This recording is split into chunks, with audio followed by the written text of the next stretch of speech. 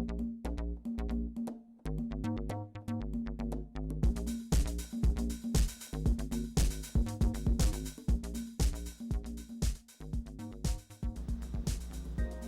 I'm John Miglosh, and I'm continuing my series, Making Money with Data.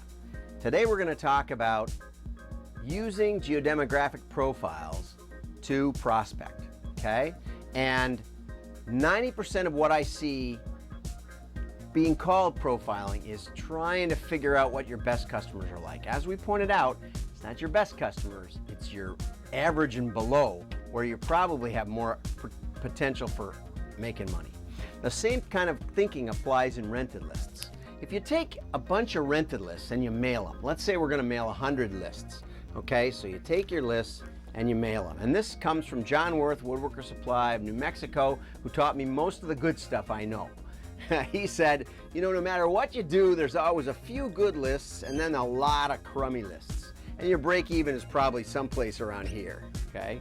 And he said, it doesn't really work to just mail these, because what happens when you just mail those? When you just mail those, and let's say now we're only going to mail 20 lists, okay, because we're really committed to making more money with prospecting, what do they look like? They look like this. Just exactly the same. Pareto principle, it always works.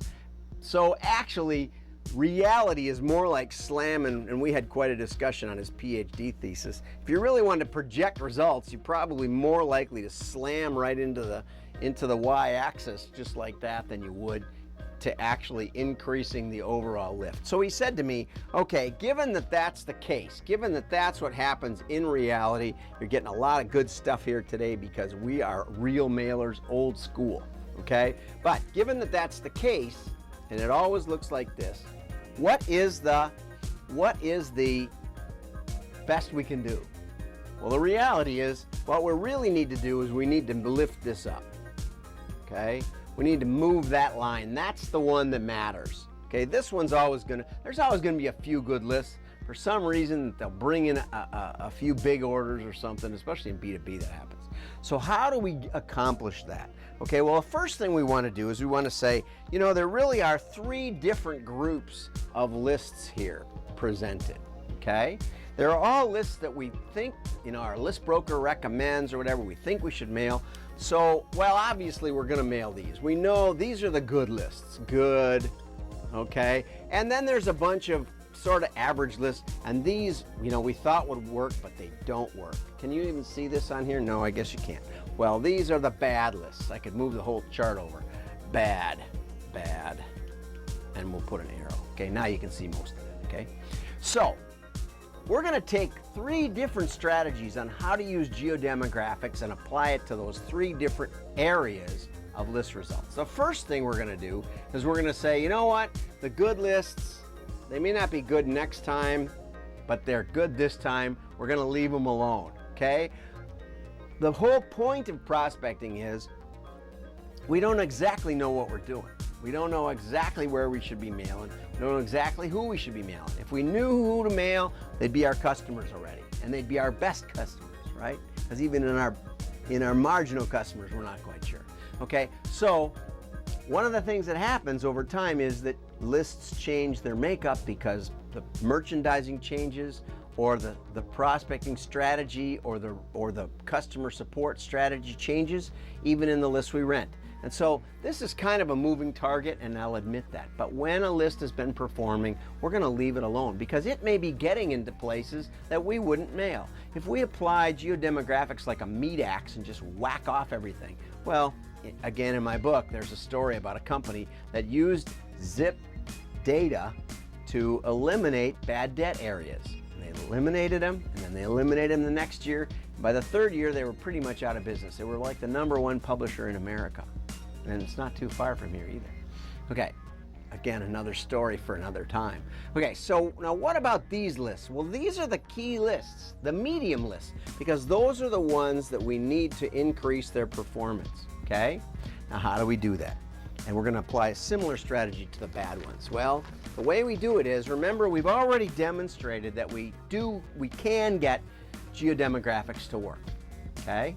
And there's a lot of medium lists and there's a lot of bad lists, like an infinite number of bad lists. So what we're going to do is we're going to say, okay, on the medium lists, we've got, here's the total count of the kind of names we've been renting. I'm not saying we apply this to every name that they've got. But what we're going to do is we're going to say, you know, we don't want to, again, we don't want to be too brutal with geodemographics because it is kind of soft data. And if you don't know what soft data is, go through my series on making money with data. Okay? But we have geodemographic variables. We can build a model. We can build a 200 variable model that sorts the country from good to bad. And we're going to talk more detailed about that, or we may have already done it.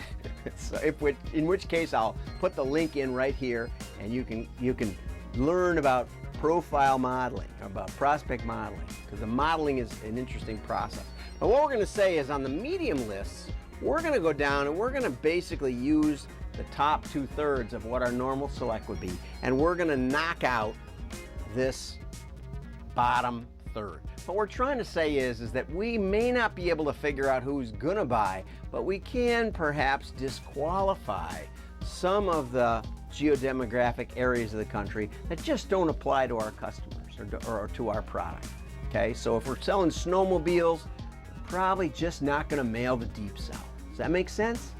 It's actually quite a bit easier to eliminate areas that don't make sense than it is to figure out why things are working. And that's another anomaly of statistics. Okay, now on the bad lists, bad. Okay, and I know I've only got so much marker board here. On the bad lists, we're going to apply that same thinking. You know, these are lists that just don't seem to work and you always thought they could. And we're going to say, okay, we're going to go down on the bad list. We're going to go down and we're going to keep something like the top third. Okay, again, if you use variables like actual household income, actual household age, actual presence of children, then you're forced to use lists that have that data available, which dramatically reduces the types of lists you can rent. Typically, response files don't. They either charge extra for it or you have to buy it in some clunky other variable way. I find real mailers know that response files, these are people that have just bought from some other direct mail catalog or some other direct marketer. Those kind of files work, but they don't always work as well as you like. So what we do here is we eliminate the bottom 2/3. We say this, we're just not going to use this. We're not going to use this on the bad lists. But we can still keep, even though it hasn't worked too well in the past, we can still keep using a response file rather than trying to go to the household level, which oftentimes is extrapolated from census data. I don't want to name names. Could name names. But the truth is, not all of that data is 100% accurate anyway. Whereas ours is built on such huge numbers and huge areas of the country that if we've spotted an anomaly, if we've spotted one of those skews, it actually works in the real world. Now, I've seen this improve a list 20 to 30%. 20 to 30%. Okay? Which oftentimes is the difference between break even and unacceptable performance. What it does is it dramatically, when you take a concept of your list universe, you know that the good lists are a very small number, but there's almost an infinite number of really bad lists that won't work for you. What it does is it dramatically improves the numbers if we can get that list, if we can get those lists to just improve a little bit. It's back to that original graph. We got the performance like this. If we can take this up 20, 30%, then we can dramatically increase our prospecting and we can generate viable customers rather than changing and making crazy offers or relying on household level statistics, which are another area of soft data. I hope this helps you make money with your data, have fun with your data. I'm John Miglash.